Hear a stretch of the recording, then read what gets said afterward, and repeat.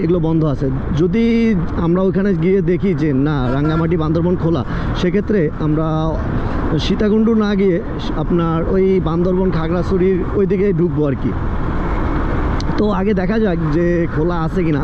সম্ভবত ওটা বন্ধ, মানে যেটা লোকেশন নিলাম আমরা আর কি, খোঁজ খবর নেওয়া হয়েছে যে ওটা খোলা আছে কি না, বন্ধ।